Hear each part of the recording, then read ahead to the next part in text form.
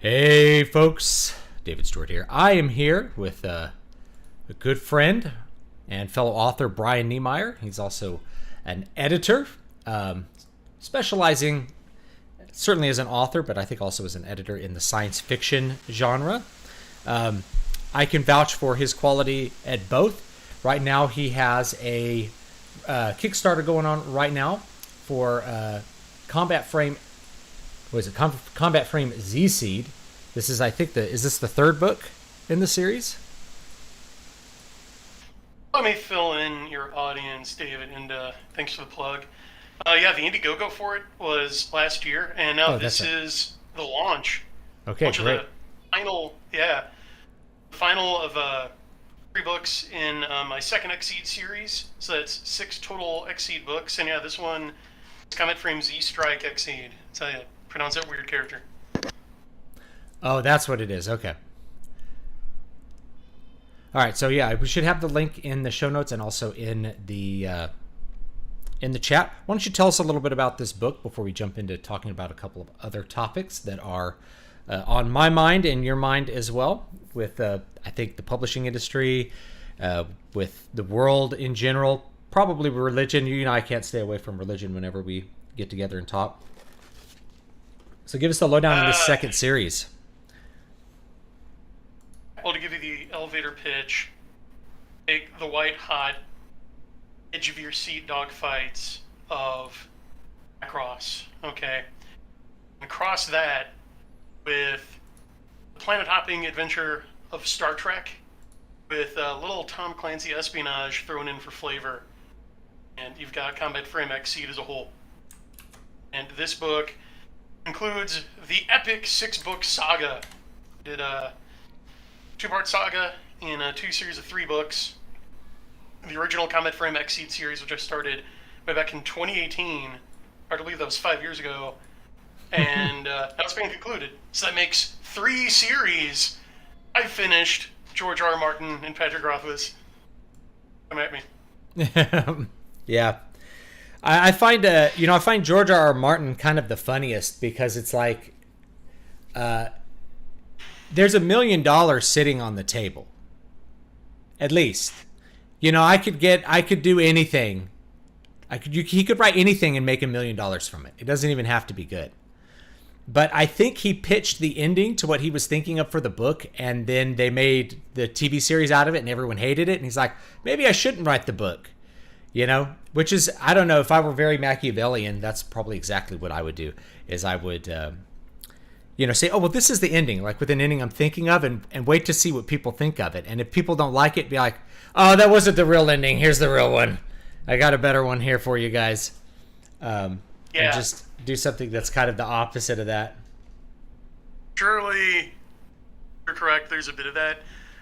One fan theory that I happen to subscribe to, because while reading Vice and Fire, came to it independently.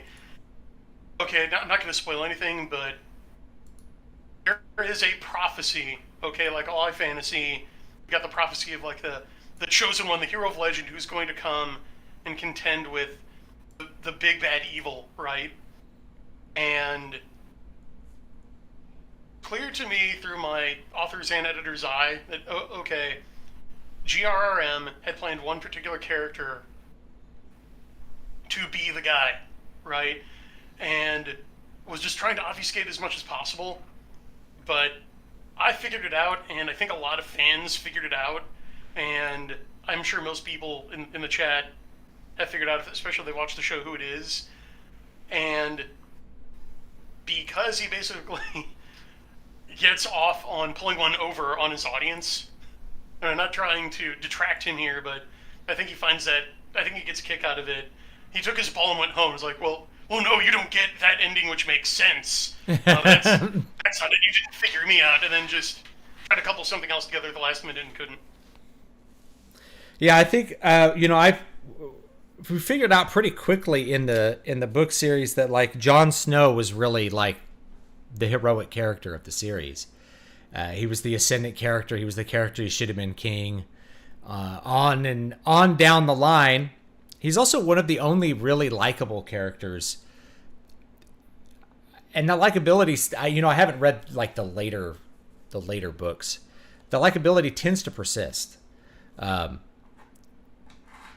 we can't give people that kind of ending. We can't let them have the character that they like and that they expect and who has a claim to what he's trying to get actually come out on top. That would be an ending that people would remember fondly. And like, imagine you had the end of the Odyssey and like it's like finally Odysseus gets home to Ithaca and his wife is having orgies with other dudes or something, right? And it's like, isn't that a fun subversion? No one would remember the Odyssey if you had that ending. That wouldn't be an ending that anyone would have tolerated back then and would have bothered to remember through the ages.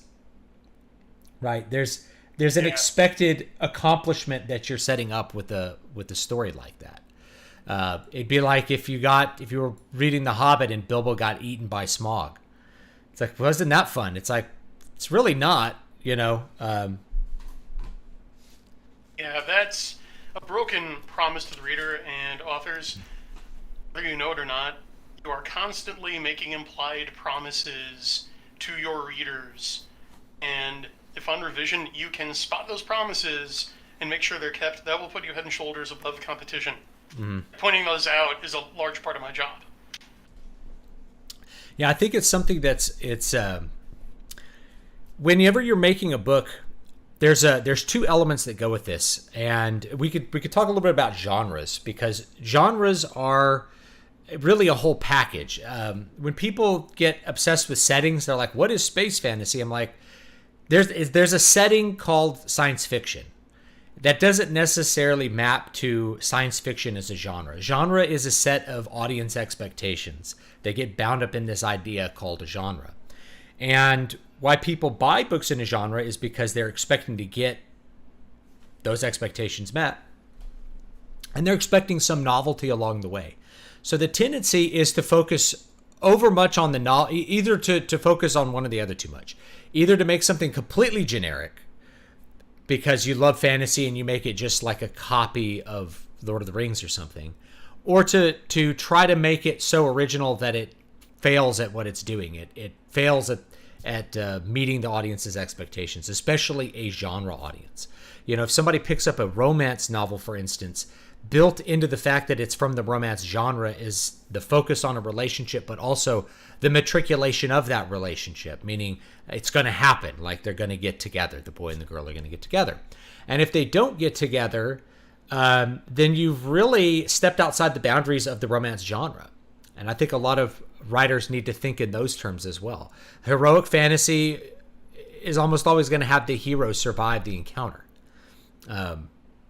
You don't really pick up a Conan story and go, I truly wonder whether Conan will die this time. It's more like, how many novel ways can you present to me the possibility that he'll die and still come out on top? Do you know what I mean? Yeah, that's where the suspense and the dramatic tension lie. It's like how people talk about prequelitis or prequel syndrome, that, prequel automatically starts out with a handicap because we know who lives and who dies. But character death isn't the only source of suspense. Yeah. And that's something else I've seen that the chat lightly dinging George R. R. Martin on.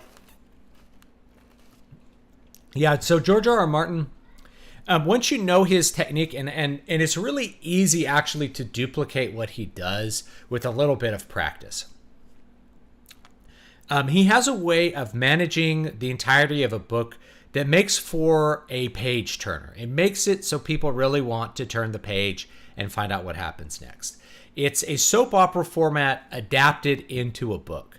So rather than having a single, you have your telenovelas leave off on a cliffhanger at the end of every episode so that people will come back and watch the next day's show and figure out they're trying to get the resolution to that. So what George R. R. Martin does, and as far as I know, he does this in all of his books, but it's especially in that first one where he really does it well. I mean, he executes this technique very well. I don't want to throw him under the bus and say he sucks for doing it. But when you know what he's doing, the book becomes a little bit more annoying because, it's kind of like seeing the magic trick. But at the end of every chapter, he creates some unresolved element of story tension. You know, somebody shows up that's not supposed to show up. Somebody gets killed that's not supposed to get killed. Somebody reveals some critical piece of information that will change the trajectory of the story. Then, rather than giving the audience what they want, which is the resolution, he changes which character he's writing about. So it's a third-person personal perspective where you're really just focusing on one character at a time. You find out some important information about John or whoever, and then you switch perspectives, and then it goes to John's mom or his stepmom, I guess, or it goes to Ned, or it goes to one of these other characters, and it kind of head hops between chapters, so that you have to read much more of the book in order to get the resolution that you're really wanting. And so people read that and they're like, man, this book's a real page turner. But I'm like, okay, go write out the event sequence. If you're a writer and you do this and you try to write out the event sequence, the plot sequence for Game of Thrones, the first book, you'll find that there's not a lot there. Most of the book is simply character interactions, characters talking to each other, characters being characters, and they're well-written characters as well. I don't want to say they're not that, but the plot is fairly light on the events, and is rather about how you disrupt that plot by changing perspectives very often to create, I guess, this illusion of many things going on at once. When in reality, it's just a couple of tense elements that we want to have resolved, and you're just making the reader wait for them.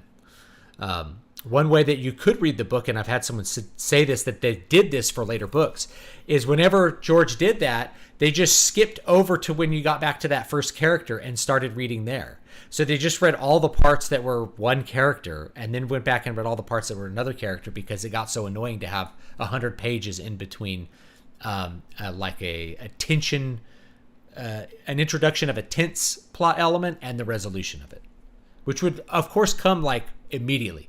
So it's like, then Mike walked in the room, and it's like, here's Mike Browning walked in the room, and then we like go to commercial, and you have to wait 3 minutes to figure out why Mike walked in the room. Well, George does that, except he puts like 100 pages between Mike walking in the room and Mike explaining why he's there. If that makes any sense. So you can use that in your books. Yeah, absolutely.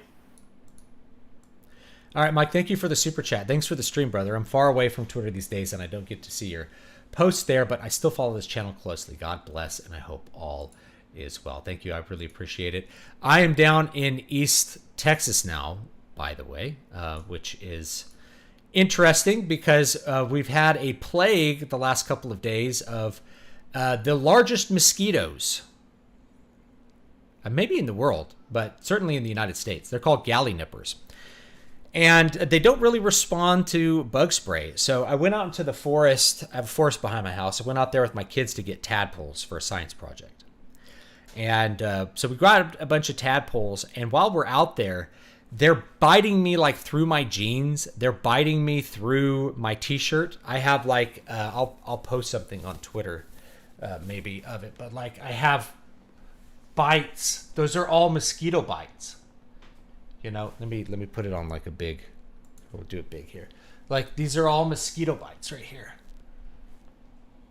And they're all over my back, which was like the one place I didn't spray because I had like a thick shirt on. So it was just awful. We were getting eaten alive. And even the places where I sprayed, like I had one bite me in the middle of my forehead. It was really bad. So yeah, we're down here in East Texas where the Galley Nippers are. But otherwise, it's been pretty good. And we got a whole mess of tadpoles. Children's book title. Yeah. The Galley Nippers are... Mark, I have to go to bed and put it. Yeah, they're pretty bad. They're pretty bad down here. Get dragonflies. I can't just get them. I mean, there's plenty of them out there. I don't know why we got a lot of Galley Nippers recently, but we did. Definitely did. I don't know. Brian, do you have any other opinions on George R.R. Martin? I think we've worked him over enough. Yeah, I don't hate George. Like this is a thing I feel like I have to kind of always walk back. It's like if I give a criticism about an author, I don't ever want it to come across as like, well, I think this person is just irredeemably bad. Well, I guess that's not true because I actually think Patrick Rothfuss's writing is truly bad. and he's lazy and won't finish his work. Whereas George R. R. Martin, it's like, he won't finish his work. And I think it's not so much a laziness as it is just knowing that people aren't going to like it. It's hard to get psyched up even for money to like write a book that either writing a book that you think is going to be lame or a book that you know people won't like. So I guess I could see a little bit more of his perspective. Or if I say like, well, you know, it's kind of a cheap trick what he does here. That doesn't mean like, oh, he's a terrible writer for doing it. I mean, he knew to do it. So that's cool. I guess a lot of writers still have to learn those little things. Yeah, as we've both said before, you've got to get the suck out. Yeah. One thing I did learn from publishing a book serially years ago is how to do those little tension setups. So about every 1,000 words, you have some element of tension that gets added, some kind of question that has to be answered. And then the next day you pick it up with the point that resolves that. So you have a plot point, you have something happening about every 1,000 to 2,000 words. And if you are going too much slower than that, I find that stories can get a little bit boring. Like the reader has to feel like that there's something that has to be resolved. There's some kind of conflict that has to change things. If they don't feel that way, then they'll probably close it or close the book. That's not to say you can't have like Dostoevsky style long conversations, but there's a lot of tension in the conversations that happen between Dostoevsky's characters. Like there's a lot of story tension that exists just in two people speaking to each other. You're right. Your main job and my main job as an author is to make sure the reader never puts the book down. Yeah. Because as the publishing industry's known for a long time, books that get put down most of the time don't get picked back up. Yep. So, and how to do that? Well, for negative proscriptions, make sure your reader is never A, bored, or B, confused. Because bored and confused readers put books down. Yeah. And making sure to seed narrative with those hooks, right? Those tension builders. Every 1,000 words, that's a beautiful ratio. And here's what I add to that, which I learned from sci-fi grandmaster John C. Wright. So everyone get your pencils out, or the pocket notebooks that all of you authors out there should be carrying. It's also important to stagger introduction of questions and mysteries and clues and resolutions. What does that mean? Be an easy example, right? So, page 1, act 1, you introduce mystery setup or big question A, right? Like, oh, well, why was the body found with dry feet when it was raining outside? Or was in the burned manuscript, right? Then before you give any answers or address that, bam, introduce question B. So, let's say there was a dead body found with a burned book in the fireplace. Introduce 1, then have the detective be like, oh wait, look at these ashes, what's that? So introduce 2, okay? Then you stagger them. So 1,000 words later, give a clue to question A. Then introduce question C. Then give a clue to question B. Introduce D. So you keep staggering it like that until the end when you wrap everything up. Or if you want to end on a cliffhanger, leave 1 hanging. If that makes sense. Yeah, this is a really good piece of advice. And in fact, that's what George R. R. Martin does in Game of Thrones. That soap opera format just kind of allows him to, there's a sequence of events that are happening related to one character. And we just sort of interrupt that so that there's always a question of what's going to happen. What's the truth there? Which will keep at least 2 to 3 things are always up in the air in one of those books. And so, that does make a page turner. If you want to see another popular book that does that really well, I appreciate the craft of how it's written in this respect that I'm going to talk about, but I personally detest the book and people who took it seriously, which was the Da Vinci Code. And the Da Vinci Code is a book that does kind of what Brian's talking about, where you have a whole bunch of clues and you'll get a new question. Oh, well, what does this mean? And then you get a clue to something that you already kind of figured out before, or you kind of questioned before. So there's never anything that's settled until you get towards the very end of the plot, towards the very end of the book. And it's executed very well. That's a way that you can make a thriller. It's I guess a basic mystery plot format where you the solution to the plot is the answering the question of the mystery. And so, if I haven't read Da Vinci Code now in many, many years, but it was this big phenomenon, I guess, in the early 2000s. And I don't know, unfortunately, people took the content of it a little too seriously rather than just enjoying it as a, kind of fast food literature in a sense. But yeah, that's a book that does that pretty well. Yeah, and like George R. R. Martin shows, it hails from the mystery tradition, but you can use it in any genre. Yeah. Like it works fine in fantasy and sci-fi. Yeah. Yeah, I mean, there's one of the reasons that, the best-selling books of all time are all mysteries. Like, besides the Bible, and the Bible is a mystery too, but of a different sort. As in, mysteries. But, like Agatha Christie books, they're mysteries. Harry Potter books are actually mysteries. I think that's one of the reasons that Harry Potter is very successful, is that they are a mystery format, but in a fantasy setting. And that draws people through the plots, even when the books are fairly long. J.K. Rowling does a really good job of leading you through all of those questions and kind of sending you off. You kind of follow the kids to their incorrect conclusions, and then you get kind of a good twist ending that will happen. That's one of the ways, I guess, to write a good mystery is you have characters that get committed to answers that are not correct. And then they have to be corrected at some point. They have to suffer like a defeat because they had the wrong answer to the problem.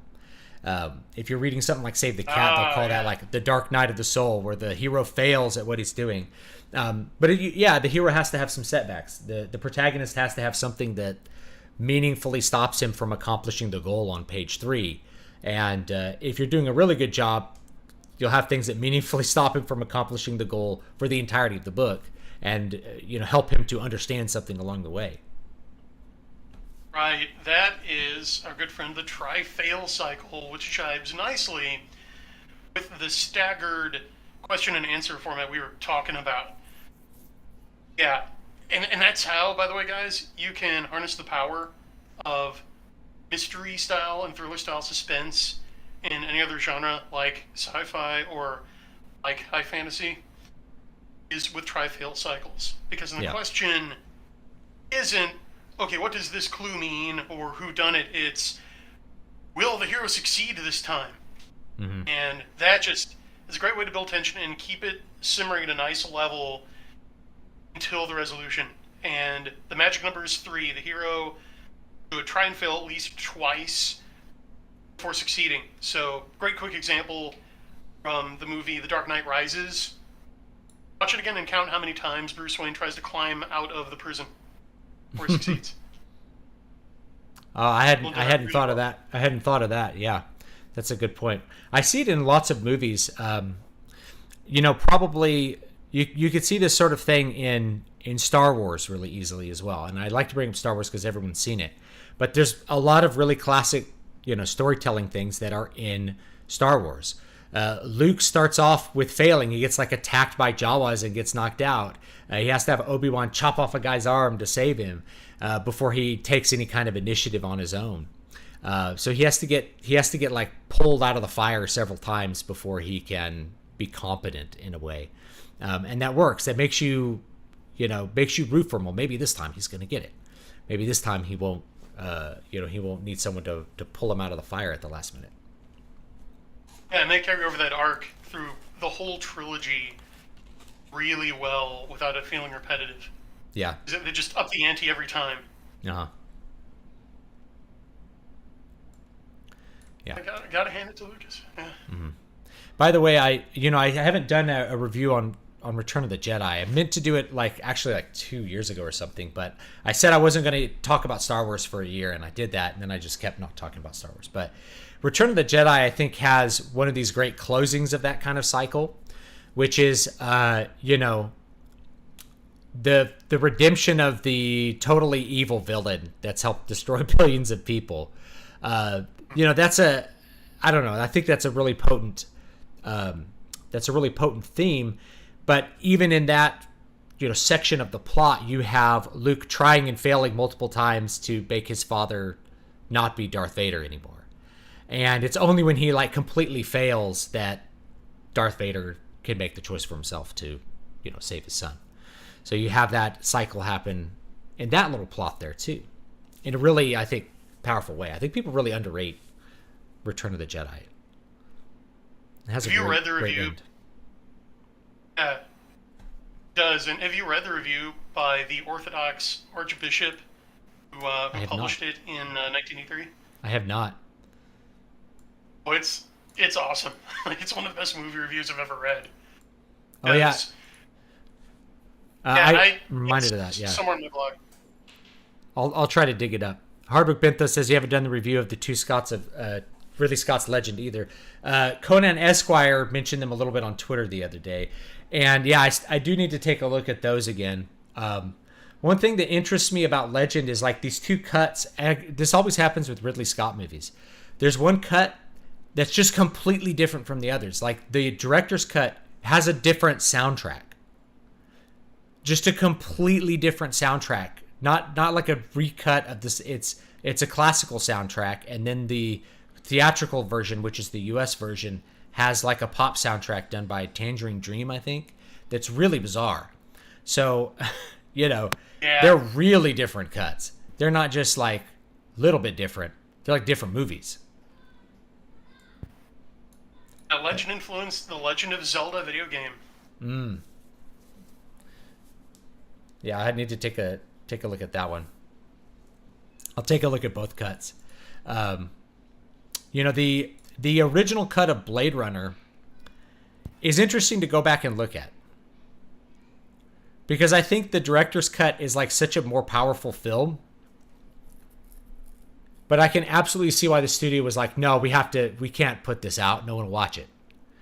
And made him like cut it back in with there's all these voiceovers. They have Harrison Ford doing these voiceovers where he sounds like he's going to die of boredom. Harrison Ford, when he doesn't want to do something, he can't act like he wants to do it. There's just something about him. He just sounds like completely bored. Like he's, I don't know. Hard time. Yeah, he's having a hard time reading the lines. But they stuck that on there. She was made different. Da, da, da, da. It's a really silly ending. But if you were to go back to 1980, I can totally see why the studio was like, no. We got to make our money back on this, Ridley. You can't just have this bizarre, uncertain ending where nobody gets to draw any conclusions. No, we're gonna have a happy ending. You're gonna say what it is, and we're gonna put it out.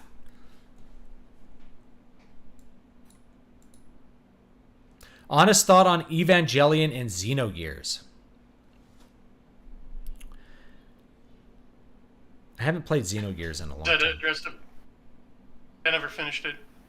Never finished Xenogears? Oh man, that thing is a whale. Yeah. That's a big bite to chew. Yeah, I haven't. I don't. When did it come out? When did Xenogears come out?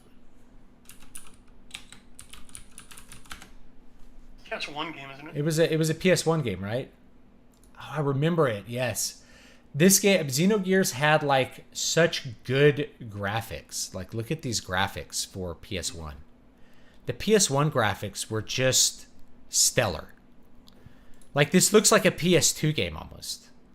And I think it's just the way that they chose to like draw the geography and stuff. It was a really good looking game. I don't know if I ever finished it though. I think I have a copy somewhere, but I've played it in a long time. I don't know if I could give my opinion on it other than I remember it looking great. As for Eva, we could talk about that all day. I've done multiple blog posts on exactly what I think about it, so you can go over to my blog Kairos and just search for Evangelion. Yeah. So Evangelion or Evangelion, I always thought it was Evangelion until I heard, clergymen saying Evangelion, not about the series, but about church things. Anyway, so I haven't watched the new movies they came out with. So it's one of those ones where they keep like remaking it to like get the ending right. And when I saw the original series, I did some reviews on it. I thought it was like the strangest and worst ending to an anime I'd ever seen. Right? Like, you don't have any resolution. You have these weird, I don't know what they are. They're like hallucinations. I'm not sure where Shinji is or what it's about. But you have these strange pieced together things where he's like going to a normal high school and this kind of stuff. So you don't know what happens. They just kind of had to wrap the series up because they ran out of money, I guess. And then I saw, was it the end of Evangelion? They made a movie that had the real ending where everybody like turned to mush and had, I don't know, ecstatic spirit sex with each other. I'm not sure what exactly they're doing at the end of that, but I thought it was really weird. And while I appreciate the weirdness of it, I really disliked that ending. And so I'm like, I think I like the ending of the anime a little bit better than that movie ending, where I think it ends with Shinji like choking out Asuka or something. It's just so weird, Okay, so to understand Evangelion, in the mush thing, like the orange high C thing, has to do with the pseudoscientific theory of the morphogenetic field, which is basically what the AT field is. It's a branch of pseudoscience that rejects genetics and even like Aristotelian metaphysics to some level. It says that, right, what informs you, like what gives you or a dog or a rock its shape, is this like morphogenic field. And if you remove it, it'll just turn to goo. And so that's what the AT fields are, right? So what Nerve is trying to do is just remove all of the AT fields so everything becomes one. Like, that's it. That's the plan. Yeah, that was the idea. It was like, oh, well, we'll be able to understand each other when there's no more of these barriers between us, when we're all completely united again. And I'm like, I don't know. I don't like that idea. I mean, it was an interesting idea. And weird how that you could get enough people to execute it. It's like, well, we'll all lose our identities. It's like, well, I don't know how many people would sign on for that. Like loss of identity, like loss of self. Yeah, there are also nods to Arthur C. Clarke's Childhood Zen, which is pretty degenerate. But it's interesting that you bring up your preference for the TV ending versus the movie endings. The director agrees with you. He said that what he's pretty much said is, okay, can view the endings of Evangelion two ways, right? I view it as the TV ending is the happy ending.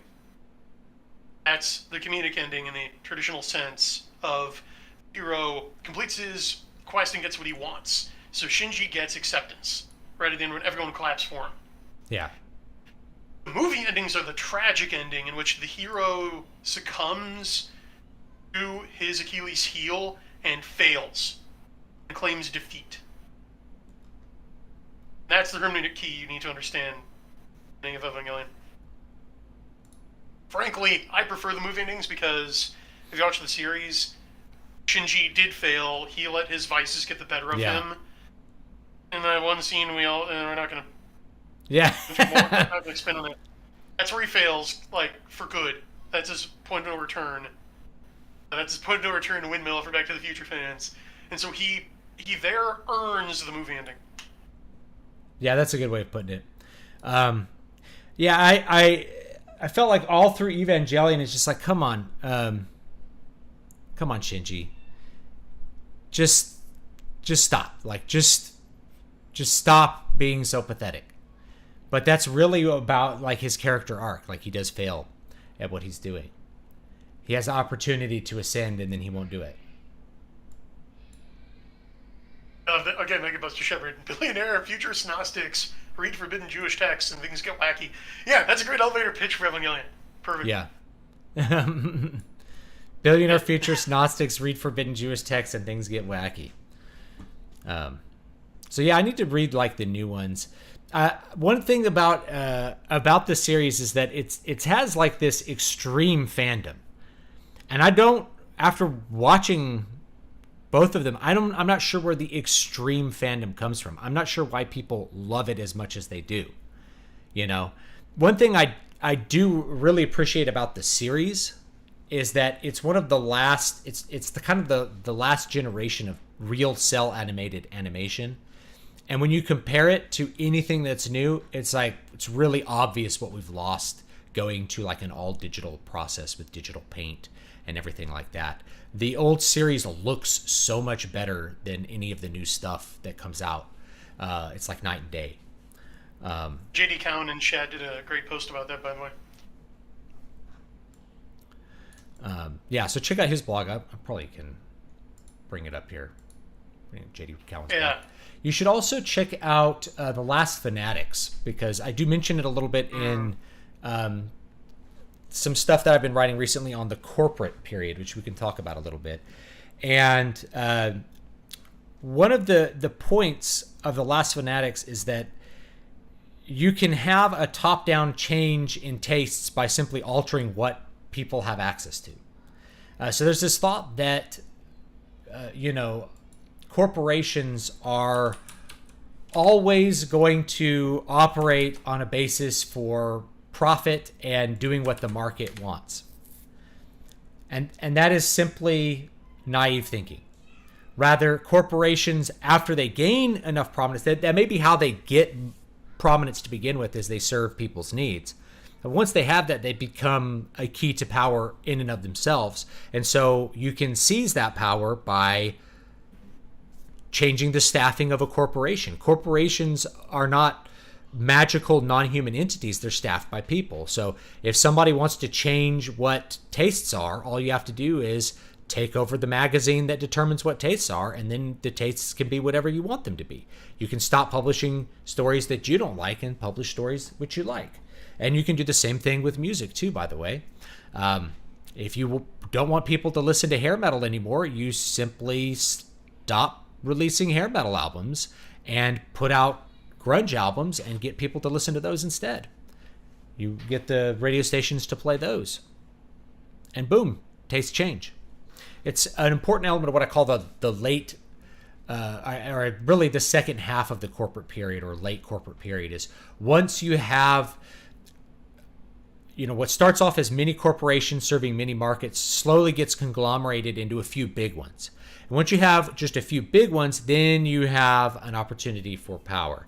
And one of the examples I gave, I think, in this recent article, Corporate Period, was John Norman's books, the novels of Gore Books from the 70s and 80s. These are books that fell out of print, not because they weren't popular. They were very popular. In fact, there was a whole subculture dedicated to replicating the male-female dynamic that exists in the novels of Gore, with women being submissive prisoners of men, in a sense. Well, how did they fall out of print if they were popular? Is that there was a feminist publisher who had control of that publishing house. She didn't like the male-centered erotic content of the Gore books, and so she stopped having John Norman write new books and stopped printing the books that they already had the rights to. And eventually those rights reverted back to John Norman, but he had to wait years to get the rights back to self-publish the books that everyone wanted to read, including books that had a massive read-through rate, meaning if you sell book 1 in this series, you sell book 2, 3, 4, 5, 6, 7, 8, 9, 10. He sold through a lot of books. Whereas most series, you sell a lot of book 1, even for me, less book 2, less book 3. You lose readers kind of along the way. People that aren't really excited about it, maybe they were kind of lukewarm on book 2, then they just don't pick up book 3. It's not that way with Gore. People kind of accelerate through the series. But yeah, they stopped publishing them because the publisher at according to her whim, I don't remember her name, but the publishing house decided to stop publishing the books. And so they were out of print for years until the rights reverted back to the author. Even though they could have been making lots of money on them. Yeah. Example. And it's not like an endorsement of their content, by the way. It's just an example. I think everybody gets that, and it brings up the point that's really the heart of the issue. One piece of pushback I get more than anything else to pointing out that, look, our manufacturers of pop culture these days, they hate us. Mm-hmm. They just despise their audience's guts.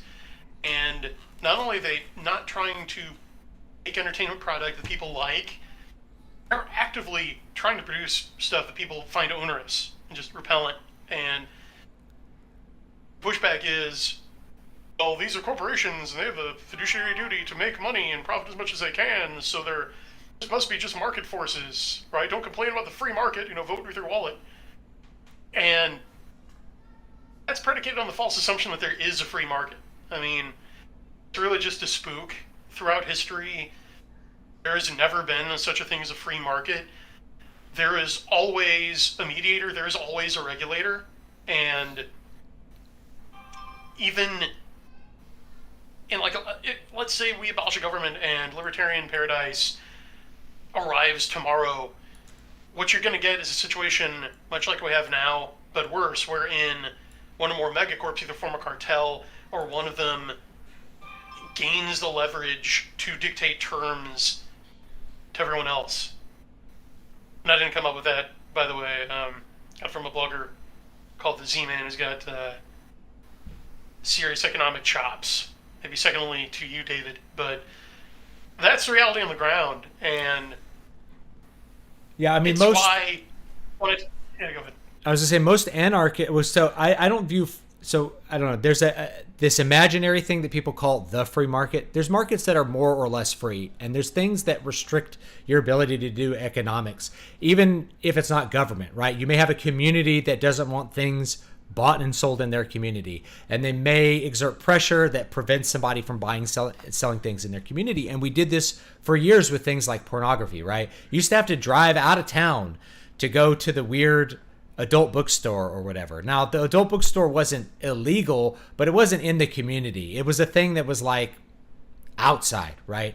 It's not near kids. And the people who owned the stores, obviously they kind of knew that that was the limitation. They couldn't just set up their adult bookstore across the street from the elementary school and say, well, it's a free country.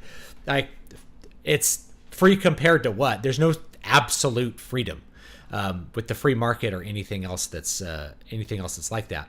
But the main thing is that we get loss of free market as we get conglomeration, as there become fewer and fewer actors and more and more fewer and fewer companies that own more and more. You have less and less of a free market by nature. There's less competition. A consumer has fewer opportunities to make alternative economic decisions.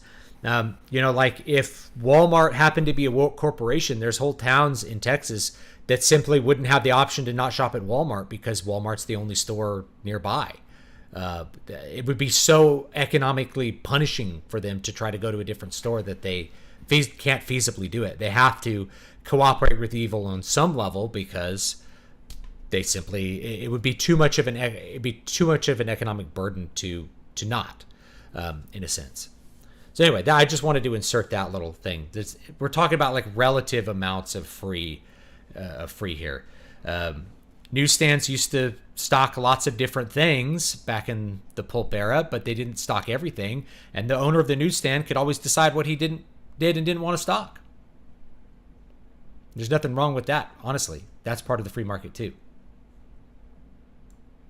Yeah, look into the story of the guys who would fill the spinner racks like in drugstores or newsstands. I forget, occupation had like a pithy nickname, like Spinners or something. I forget what it was, but yeah, there was this whole industry of guys who would like sell space in those spinner racks and would fill orders from like independent drugstore and newsstand owners, and they drove the mid-market, like later pulp industry. And then it was like two things: the power tool case. So yeah, government intervention, but then also top-down decisions from New York publishers that just destroyed that entire job. It just doesn't exist anymore. Yeah. Yeah, bookstores went through. There's this interesting thing, and maybe I should talk about it more deeply in this series. I have most of the rest of it written, but um, throughout the corporate period, we have the main model is you have a corporate as a patron. It's the corporation who hires an artist to make a product which they intend to generate a profit on. Rather than patronage that we had from previous periods where maybe the church hired somebody to make art for the church. It wasn't a profitable endeavor except in a spiritual sense, right? So they weren't hiring the artist so that they could sell the art. Rather, they were hiring the artist because they wanted the art to exist. And this was also true of rich patrons. If you had a prince that hired you to compose music for him, he hired you to compose music because it was a status symbol that kind of showed off to his friends, and because he enjoyed your music and wanted it to exist. I'm trying to remember the name of the prince who hired Franz Joseph Haydn, but Haydn would even write parts for the prince to play in the orchestra because he enjoyed performing on the sackbut and similar instruments, so he would write parts for the prince to play, and the prince would participate in the music because he found joy in that. And so he funded the orchestra not because he was selling tickets to the orchestra, but because he was independently wealthy and really enjoyed the art. And so that changes to the corporate model, which is, the record company pays an artist to, record an album, then they sell the album and they make money on it. Or they buy a manuscript from an author, they publish it, it gets sold to people who want to read, and then they make the money off it, and then they pay, maybe after the advance, they pay a portion to an author. So they share the profits with the author. They're really hiring the author or acting as a patron to the author while they are, fronting all the capital with hopes of making a profit on their investment. And I don't think there's anything wrong with that. A lot of people got access to new media because of that model. But as time went on, we went from like the newsstand model, which was many different places that sold lots of different things that appealed to many different market segments, to bookstores as a specialty area is what emerged. I'm not sure exactly when that emerged. We lost the spinner racks, and what we instead we got were these specialty bookstores where you went to a bookstore. And then that was replaced by these giant corporate bookstores, Barnes & Noble and Borders in the 1990s. They had coffee shops and sold software and music, a place where you would go to buy gifts for people. And they had really good real estate locations, just like Best Buy. So I remember there was a Borders by the movie theater when I was growing up. So if you went to a movies, you'd have to get there early. Maybe you'd wait around. You'd go to Borders, look at the books, maybe buy a book, maybe buy a gift for mom, and then go see the movie. Maybe go over to Best Buy and buy a CD. That's the way these mega stores worked in the 90s. And everything was a lot more limited than even during the specialty era. In the specialty store era, you'd have just racks upon racks of paperback books from every kind of genre you could imagine.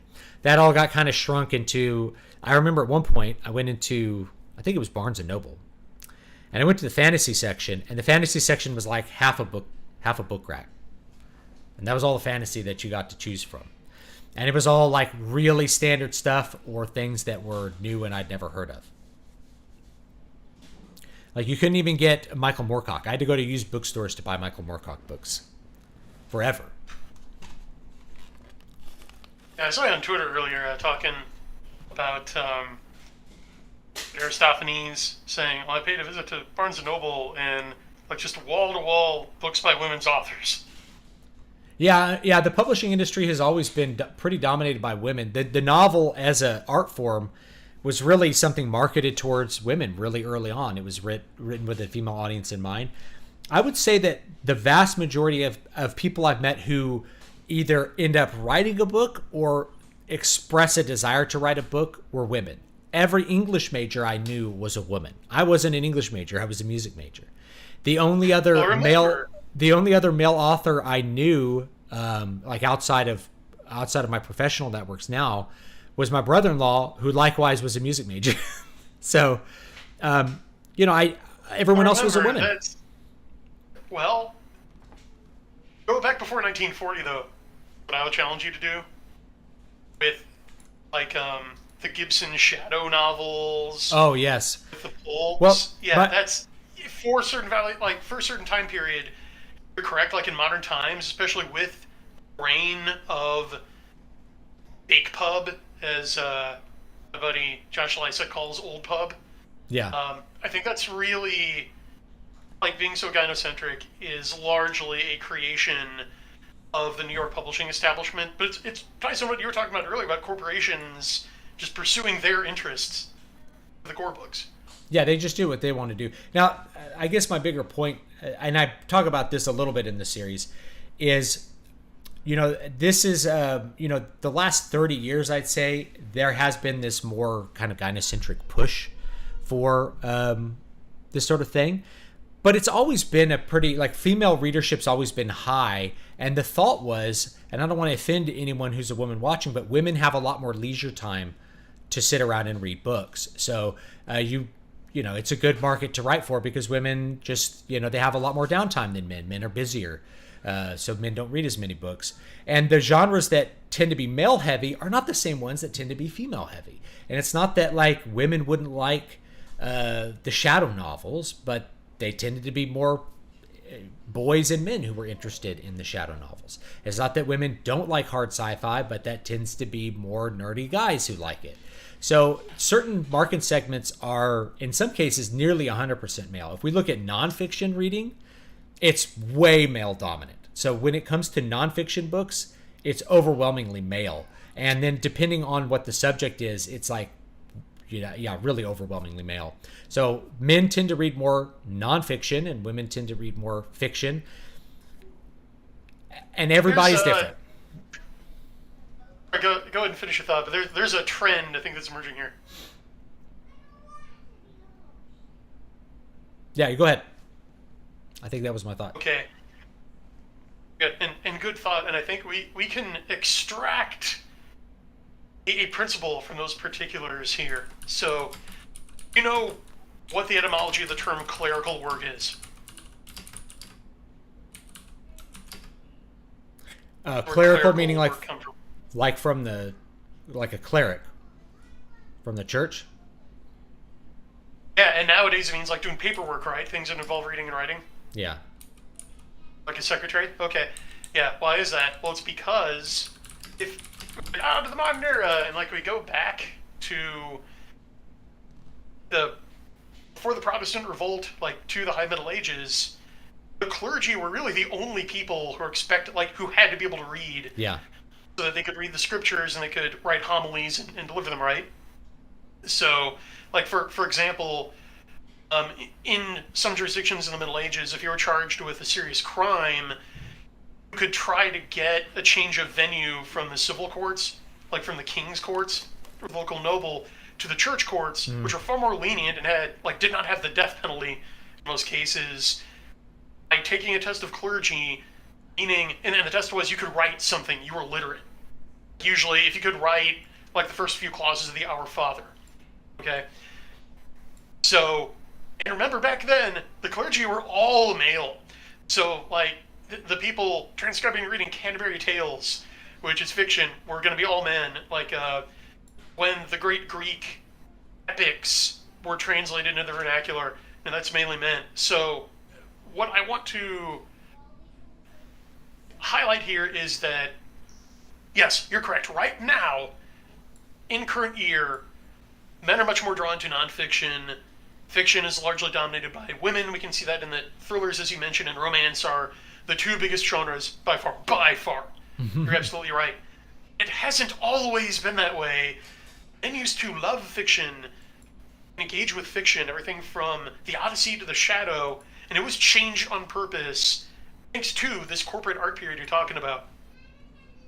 Yeah, so the change on purpose happens through conglomeration, and I think I'll talk a little bit about this later in the week.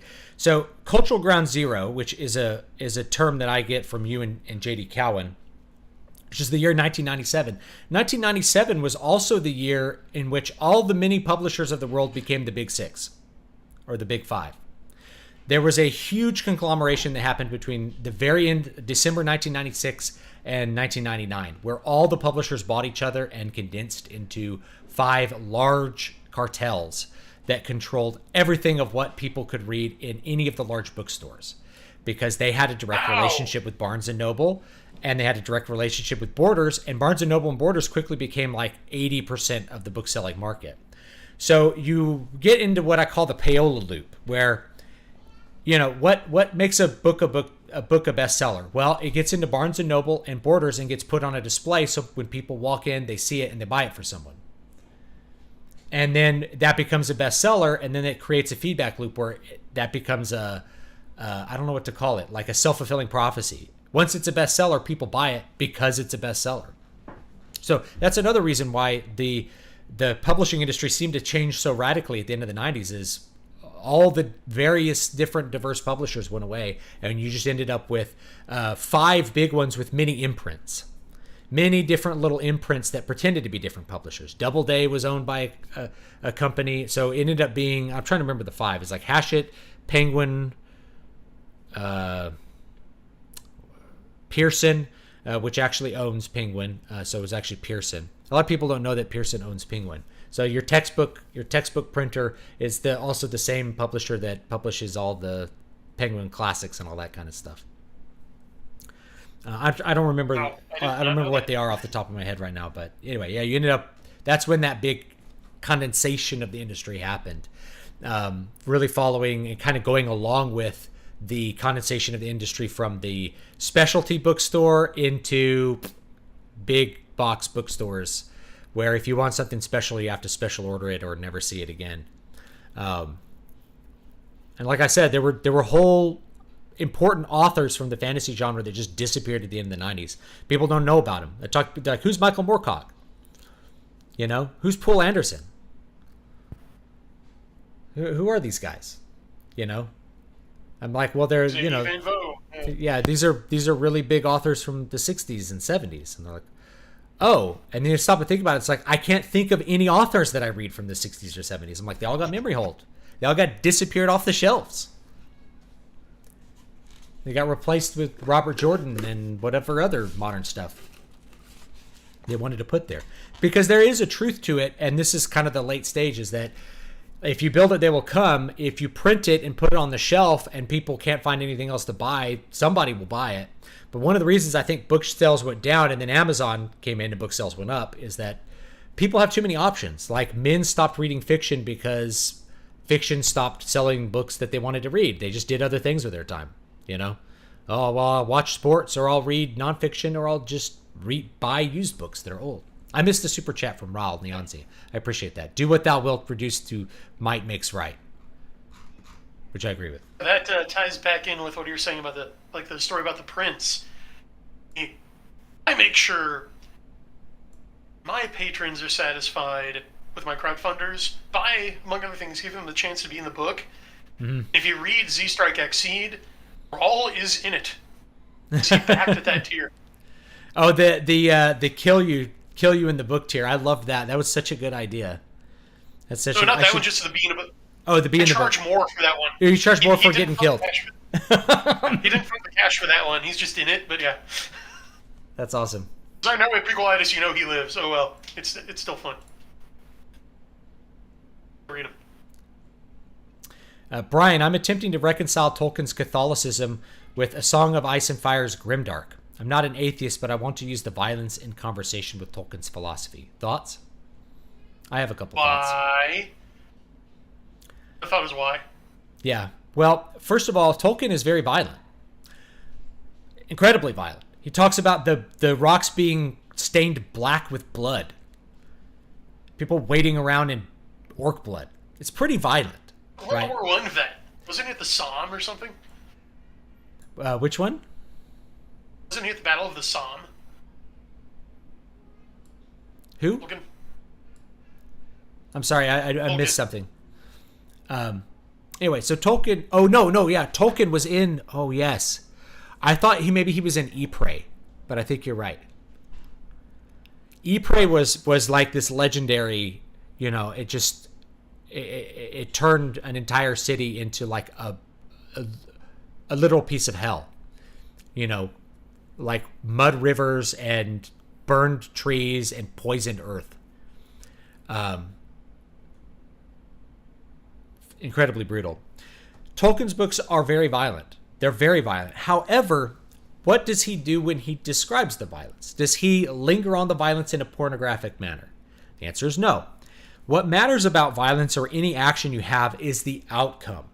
So it's what's the result of the violence that really matters. So you notice that Tolkien tends to describe battles in sort of broad strokes of what's happened, and he uses some evocative language for that, but he doesn't go into great detail about like the way sinew looks when you sever an arm or something like that, right? But he does describe, you stab the troll and like blood shoots up. Like there's a lot of violence in Tolkien, a lot more than I think people realize. They're war stories, so of course there's violence. But describing the violence in a really graphic way has an effect on the reader. Do you want to have that effect? Do you want them to feel grossed out? Then maybe you be a little bit more graphic. But you really have to think about what's the outcome of the violence. So if two people are in a sword fight, one's the protagonist, one is somebody standing in the protagonist's way, what really matters is how the protagonist defeats his opponent to move on to the next obstacle. What matters is who wins the fight.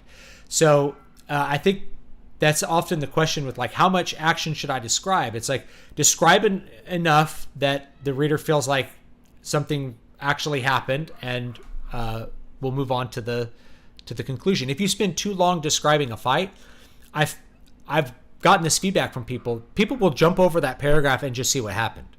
They'll skip the whole like he parried this and did this. They'll skip that sometimes and just go to what happens because that's what matters to them. They don't care as much about they don't care as much about how he deftly pirouetted in a circle or something. What they care about is like, well, did he kill the monster or not? I got a feedback on one of my books because I had a duel and it was fairly quick, and I was like, this was like how a real duel works. Is there's maybe a couple of interchanges and then somebody loses. If it's a deadly duel, two guys with a sword, they're pointy and sharp. They're not going to sit there. It's not like a Star Wars lightsaber battle where they have the Force directing their actions or something where maybe they don't die immediately. It's more like, somebody makes a little mistake, somebody does a feint and the other person falls for it and boom, they're dead. That's how quick a duel would be fought. They didn't last a super long time. Also reminds me of Yeah. I think it's a Ridley Scott movie. It's called The Duelists. Am I wrong? While you look that up, a couple of springboards yes, you gave me there. It is Ridley Scott. Go ahead. Okay. Three concepts that a lot of new writers conflate, confuse are conflict, action, and violence. Good. That's why the first question I asked in response to chat was, why? That's what I meant. I meant what you unpacked. I wasn't throwing shade, because conflict is violence plus a why, plus a motive. Mm-hmm. So it sounds like what he may have actually meant, since he's talking about philosophy in chat, is conflict, not just violence. Because, violence is character gets hit over the head by a bottle thrown at him from the dark, right? That's violence, not action in a vacuum in and of itself. But at the same time, you can have conflict that is just a discussion between two characters, right? Like, look at the movie Frost and Nixon, which is just like this hostile interview between an ex-president and an interviewer, right? Tons of conflict, but no violence. But action requires violence plus some stakes. Yeah. To elevate it, if that makes sense. Yeah, think of the shootout in Heat.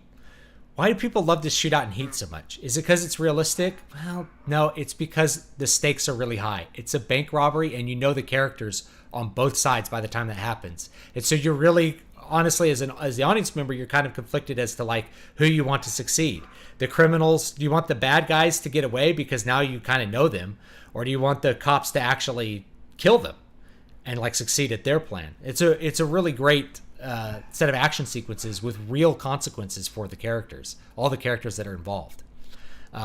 Like it's a brilliant action sequence in a movie because it comes at a point in the movie where the stakes are high and we know all the actors that are involved. The big duel between the two main characters at the end of the movie is actually quite short. You know, he catches him at LAX and sees him in the lights and shoots him. Because all of the tension happened before that. All the tension happened leading up to that moment. At that point, we finally get to see the outcome of everybody's decisions. Everybody's moral values come to a head at that little, very short interchange at LAX.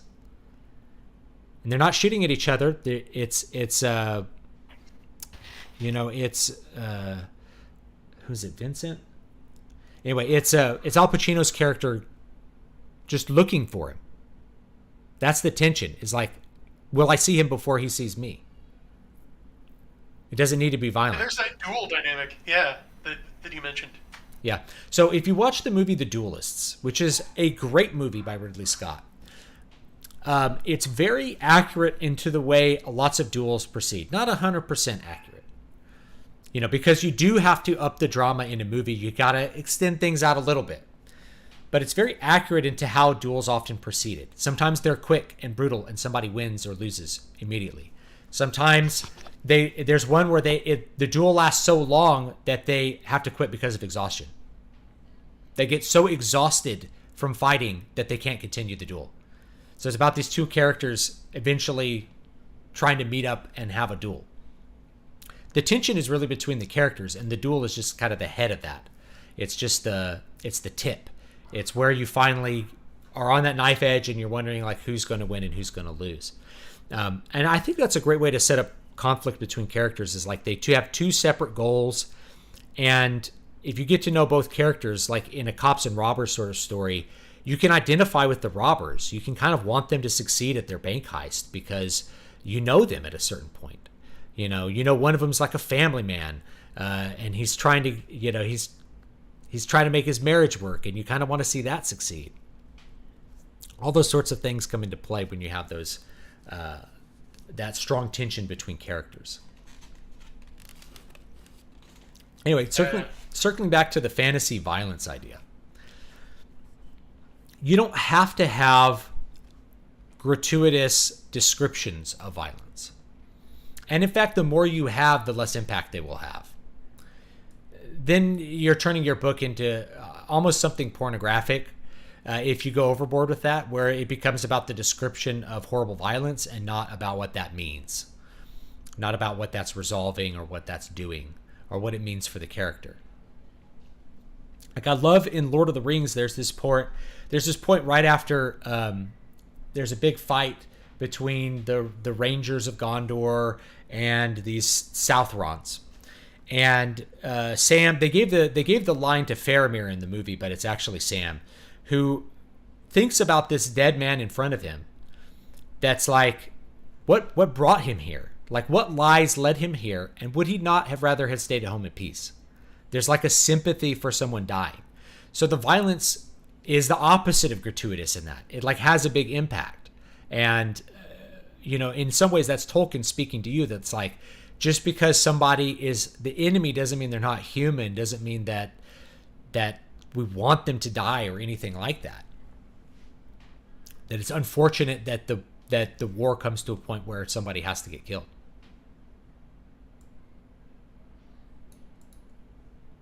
Oh, someone mentioned Rob Roy. Rob Roy is another great movie. I love this movie, Rob Roy. It's got who is in it? He was a Qui-Gon Jinn. Who am I thinking of? Liam Neeson. Yes. Liam Neeson. And it's one of my favorite kind of ending duels. It's one of my favorite duels in a movie. Because you have this aristocrat who's very skilled with the small sword, as it was fashionable to be in the 18th century. And he's sort of toying with his Scottish opponent who's using a claymore, which is a war sword. It's meant for battlefield use, not for little duels. And the way he wins the duel is kind of by playing dirty. He grabs the point of the small sword and then just chops his opponent in half, splits him right up the middle with his broadsword. So he, rather than doing it in a gentlemanly way, he just grabs the sword and kills his opponent. And it's a really good little twist for the ending of the duel. It's not him being spectacular. It's him playing dirty, but we want him to win, so we don't care. In fact, we approve of it. We think it's good that he played dirty. What do you think? Olympics, right? Yeah, what do you think of Robert E. Howard's action descriptions? Do you have an opinion, Brian? Oh, we could take days unpacking that. I could grab one off the book and Okay. give you an example. I mean, grab one off the shelf. They're pretty good. I generally like them.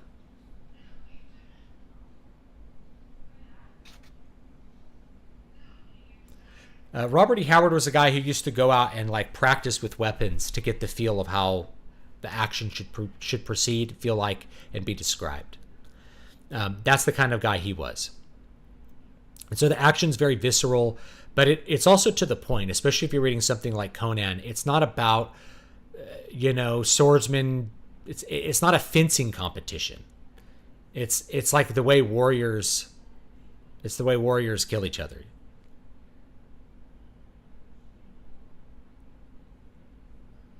All right. Good up. Oh, another point about Rob Roy would never be made today for one line, don't punish the child for the assault done to you.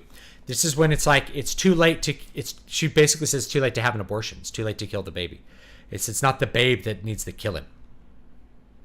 Right? Like, he refuses to, it's like an anti-abortion statement. It's like, could you get away with that now? I don't know if you could.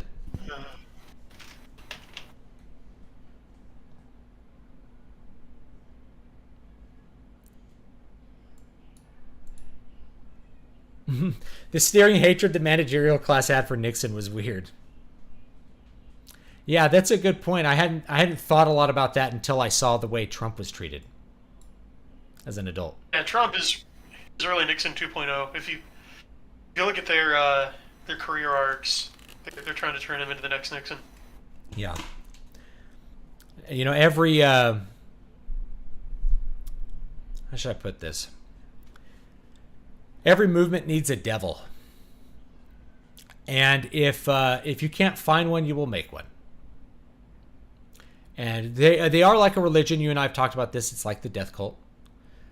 So the devil of the death cult, if there isn't one that they can find, they'll make one. The real devil for the death cult is I think, the church. No other institution is as defamed and assaulted as much as the Catholic Church.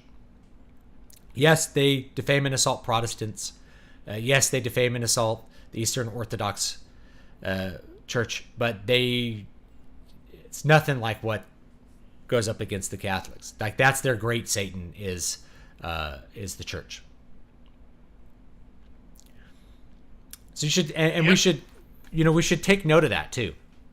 So what's the message that they're sending to you when they are constantly assaulting one institution above all others? Well, for me, it makes me think that institution's probably right. That's probably the institution we should be looking at. Yeah, was it Chesterton who said that if you find both left and right attacking the same thing for opposite reasons, it's probably the truth? Yeah. There you go. There you go. All right, we're past. I think we're a little bit over time. Yeah, we're at 7:15. We're a little bit over time, Brian. So I know that you wanted to move on after about 7 o'clock Central Time. Do you have any closing statements? Anything else to we'll point out? We may have missed but not of mine. I think we may have missed a $10 super chat up there. Did we get that one? Oh, I missed it. Sorry, Adrian. Can I get both your thoughts on my plan as a writer? Write a web novel series, build an audience, hopefully make money using Patreon, then eventually self-publish a professionally edited version. So, I don't know. What do you think, Brian? Yeah, that's solid, and it brings us back to something I wanted to mention that I know Raul in chat has made much of, which is the idea of neo-patronage, that we are now, like, what's coming next after this corporate era in art, right?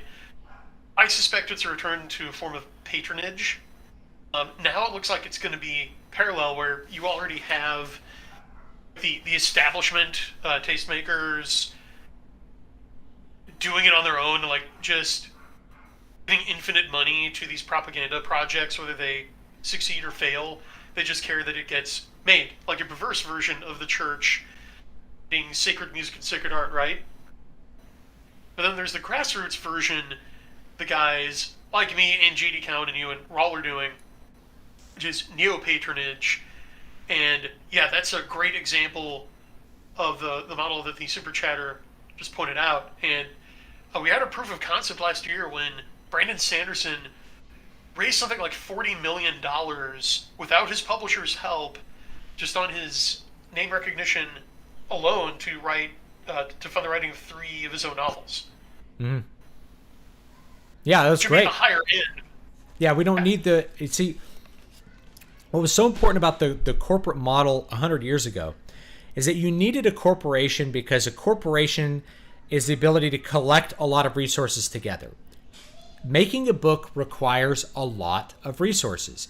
And this is different now, but you have to think you have to have an author who writes the book, but you also need somebody who can typeset it, somebody who knows how to print and bind a book, and you need a business that's capable of doing that. That requires a lot of capital investment in the form of printers and learning personal expertise to know how to operate printers and typeset, editors, publishers, people who manage the entire business, people who know retailers and are able to distribute the books, people who know marketing and know what kind of people want to read what kind of books, and therefore what kind of authors you should promote, what kind of books you should buy and then publish.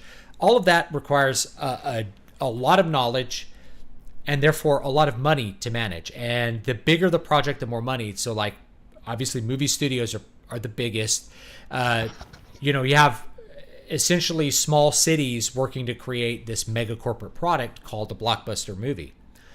Well, the reason that I think we're exiting, and I'm sure we're exiting the corporate era, is that the internet provides a way to democratize all of that and to spread it all out, so that for instance, you can self-publish your book, you can distribute it to the people who want to buy it, you can write it to the market you want to write it to without having to use the resources of a corporation to do it. Rather, you use lots of different companies that essentially all cater to you as an independent artist. So yeah, you can have a printer, you can use Ingram Spark or Amazon Print on Demand or Lulu or any of these other printers to print the book if you want to print it, or you can use Amazon to distribute it electronically, or Draft to Digital to distribute it electronically to all of these different digital newsstands. It's just a completely different world. So you no longer have to write a book, find an agent, hope that agent actually shops it to various publishers, have a publisher like it, have a publisher option it, or buy the rights to it, have a publisher publish it, and then eventually one day you get some royalties, right? Maybe you get an advance, but you have this long process where you're kind of hoping to get brought into the corporate system. Please, corporation, be my patron. The neo-patronage, which Brian talked about, is more like your patrons are your customers. There's no barrier between you and your customers. There's not some sort of magical market segment that's out at the newsstand that you need an expert to figure out. Rather, you can write your stories and find the people who want to read them, and they can be your patrons. So you can have, instead of the corporation collecting assets to be the patron, you can have people directly collecting their assets to be the patron. So if somebody goes on Brian's Kickstarter and invests in a tier on that, well, they're becoming one of Brian's patrons and basically being like a little mini stockholder in what would be the corporate system before. And they're getting the product that they want made if they want it to exist, or getting a copy of it if they want a copy, without having to have one of these large corporations to manage all the assets to get the product to exist. Does that make any sense? It's a brave new world. They get to influence the outcome of the art. Like, the book is in the form it is because I took feedback and suggestions from my patrons. I mean, like I pointed out, Raul Nianzi, who's in chat, is a character Combat Frame Z-Strike Exceed. And there's another, the pirate character, Captain William Drake Roberts, was suggested by a backer, and Sirgun ran with it, ended up really connecting with the character, and found his niche in the story, play pretty major supporting roles, and that wouldn't exist without new patronage. Yeah. Yeah, that's a really, yeah, like you said, it's kind of like that Prince wanting, hey, can you write a sackbut part for me to play? It's like, yeah, I can. We can do that now.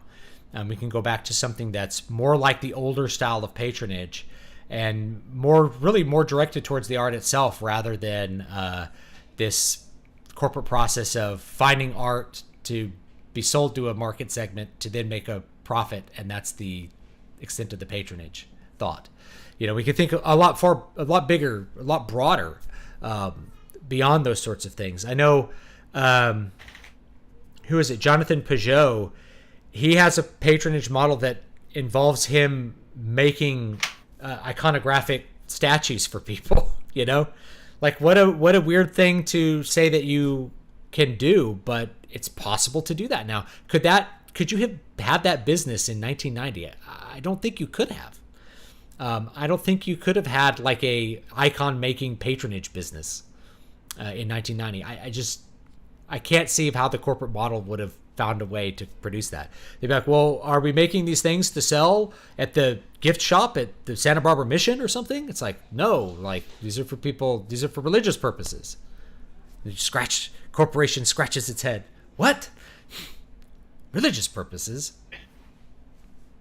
I don't understand. That's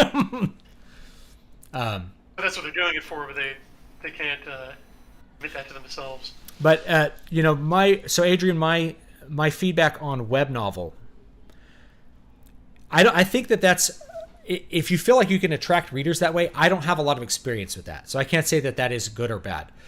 But you can try it, and if you can develop a readership from it, then that's great. And if you try it and you don't develop a readership from it, well, then you've still written a book at the end of it. So you won't have nothing at the end of the attempt of that. You'll have something that you can then do something with, a book. So if you start with a web novel series and you get a complete manuscript out of that, then you can, have it edited and published to the people who already like you, the people who are already your audience. Patreon is another one that I think is really useful. I took my Patreon down a while back, and I may bring it back this year, just because I've done a lot more thinking about how, Patreon works. And the truth is that even though we're out of the corporate period as it was, corporations are still part of that. And unfortunately, if you say, like, I've had people say, I'm never going to put anything up on Kickstarter. I'm like, that is great, but you are leaving your money on the table. There's lots of people that want to use Kickstarter.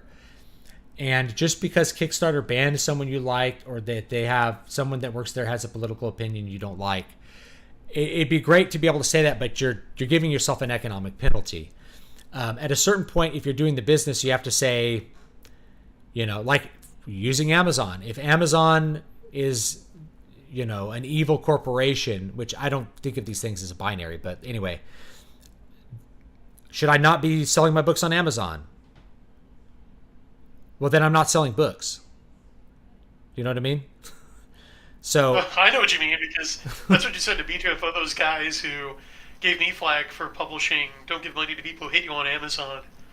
It's You're basically telling Brian not to publish. Yeah, it's like, okay, no one writes any books. All right. So like at a certain point, you have to do that. Now, I think that's different from like drinking Starbucks, right?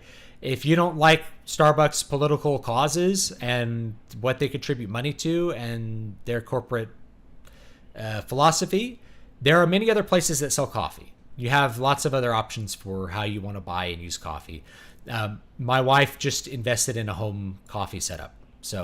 And she thinks the coffee she makes at home is better than what Starbucks would have made for her. So that's an option as well. So if you're ever thinking about that, I wish I could.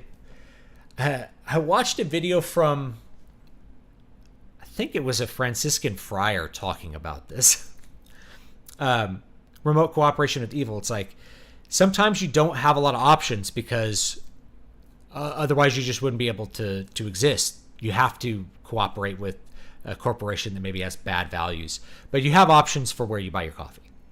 You know, you have options for things like that.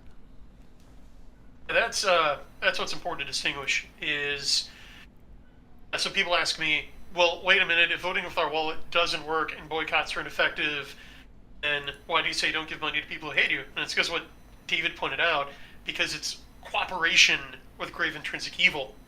And the church has always taught that even remote cooperation is by default, or it's materially sinful.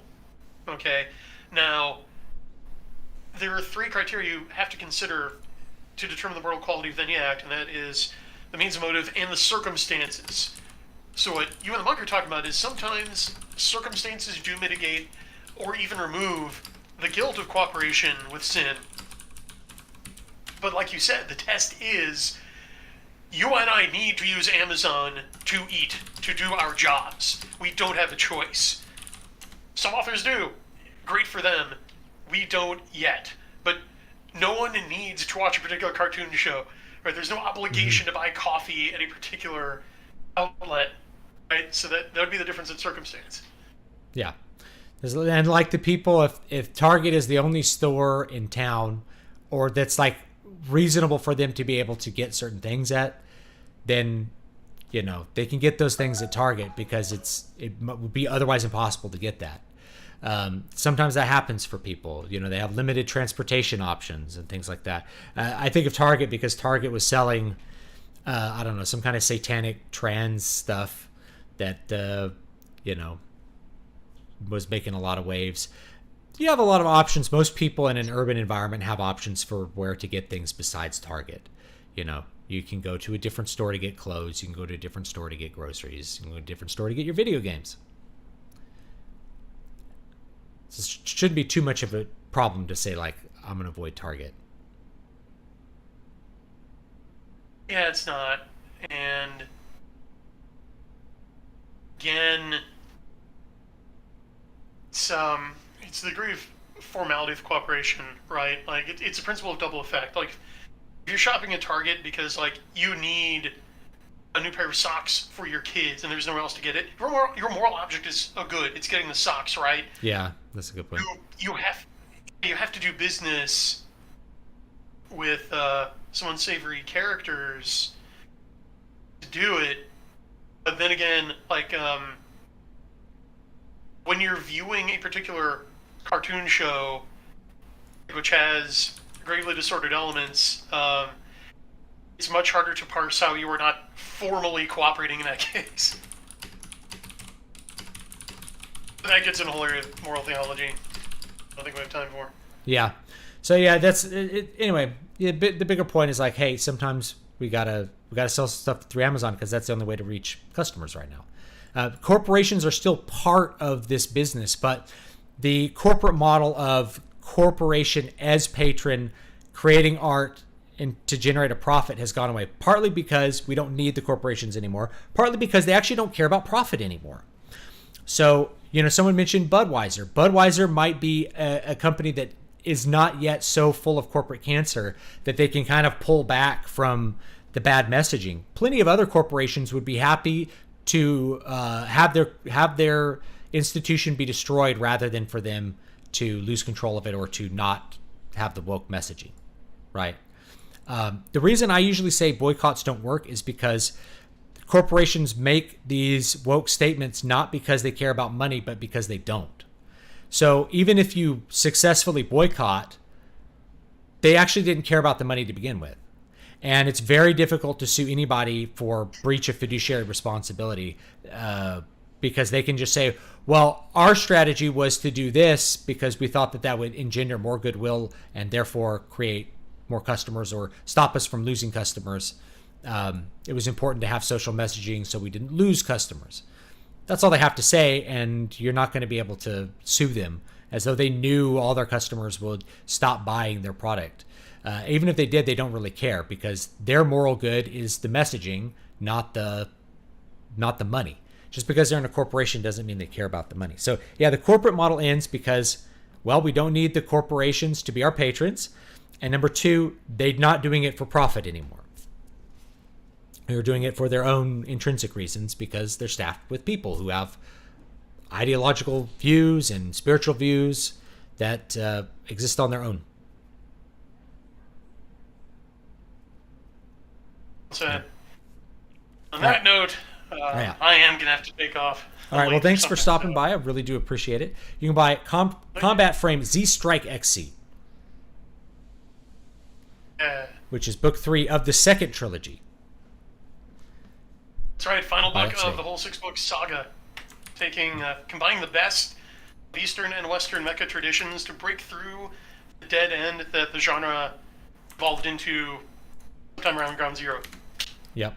All right, and then you can check out my Substack. I will be talking about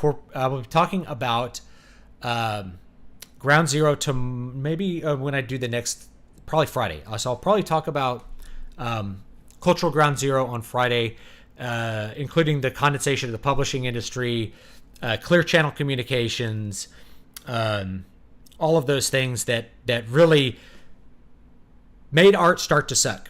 And not just start to suck, but like lose any kind of momentum at the end of the 90s. The corporate model kind of ran out of steam. So I'll be talking about that this week, so you can subscribe to my Substack. We'll see how that goes. Someone asked, I think Hardwick asked, if it's good for fiction. I don't know yet.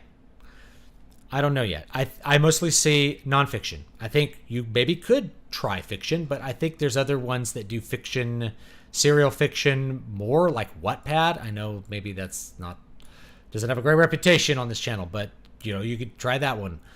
You could try Kindle Vela. I mostly think it's a dead platform, though I do have a couple of books on it that people are asking me to pull off of the platform they don't want to use and to just publish as books, and I will do that as soon as I have time to manage that. I will pull the books off of that and actually publish them normally, the normal way where you can buy the book and read it. Anyway, I appreciate it, Brian. I'll see you guys all next time. Have a great, great day. Anything else, Brian? Oh, thank you for the super chat, Sound Engraver. I really appreciate it. Last minute hero, swinging in, save the day. Excellent. Yeah.